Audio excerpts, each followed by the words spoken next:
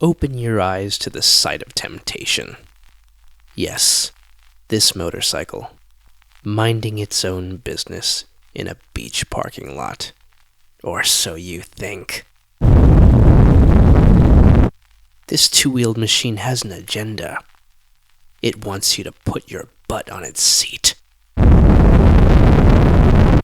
Look at it there being all jealous at the non-motor-driven cycles being pedaled along sunny shorefront. This thing's got a problem, and you just might be the person to fix it. If riding motorcycles is new to you, this thing is pining for you. It wants you to be its accomplice. If you refuse to be its partner in crime, things may get, let's just say, complicated. This is the 2015 Harley-Davidson Street 750.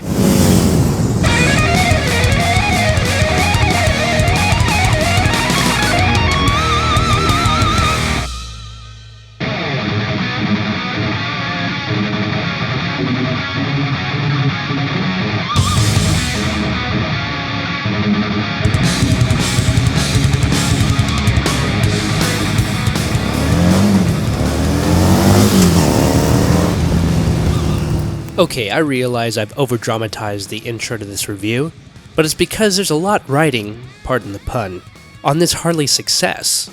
The Harley-Davidson Street 750 is a very important product for Harley-Davidson, not just because it's the bike that they're introducing for emerging markets to get more traction there, but also to get more traction with younger buyers. So what we're here to find out today is if this younger potential buyer wants it after this review is over. For younger first-time riders or riders in emerging markets who are used to riding smaller motorcycles, first impressions are important. One of my favorite things about this bike, and it's the first thing you notice even when you're getting on it, is how light it feels. The Street 750 comes in at 489 pounds, and it wears its weight low, so when you get on one of these for the first time, it props right up.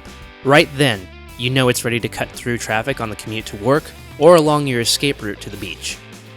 As far as ride and handling go, it's a comfortable cruiser too. One of its best attributes on the highway is how well it rides. You really only feel the large bumps. The large bumps are kind of what, they don't even really get you. It's just like, oh yeah, there is a bump there. But I love the way this thing rides. One area where the Street 750 could improve as a cruiser is the way its 6th ratio is geared. As high as this thing revs in 6th gear at highway speeds, it feels somewhat antithetical to this motorcycle's cruising nature. While the short gearing may take away from a relaxed feel in 6th gear, it adds to the excitement you experience while accelerating. So right now I'm in 6th gear and I'm only doing about 40 miles an hour, but yet, as high as I'm revving right now, I would expect it to rev this high in maybe at 55 miles an hour. So the way this thing is geared, it's geared in a way that it definitely is geared for acceleration. 0 to 60 in just under 5 seconds, quarter mile in just under 14. That sounds about right for the way this thing's geared.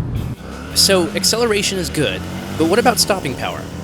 Well, there could be more of it. Let's deconstruct one of these flybys. Here I am whooshing by the camera, and then right here, I go to grab me some front brake as I squeeze on some rear braking with my right foot. And then right about here, my sphincter begins to engage its prison defense. For first-time riders, underpowered single-disc front braking might be a good thing in panic stops, less probability of front lockup followed by a nasty fall, but the best way to mitigate front-wheel lockup is ABS, and Harley-Davidson would do well to add anti-lock braking to the options list in the future. In the meantime, Brembo offers an aftermarket brake kit for the Street 750. If you buy one of these bikes, put that upgrade at the top of your customization list. If you're dead set on putting a Harley-Davidson V-twin between your legs, the Street 750 is a great way to get into the brand. It's a Harley-Davidson, so you feel kind of badass when you're riding it. There is definitely some want here. If you are open to looking at other manufacturers, you might want to take a look at this, the Kawasaki Vulcan S 650. At $7,400, it undercuts the Harley's price by $100, and it offers ABS. And it's the motorcycle we're reviewing next.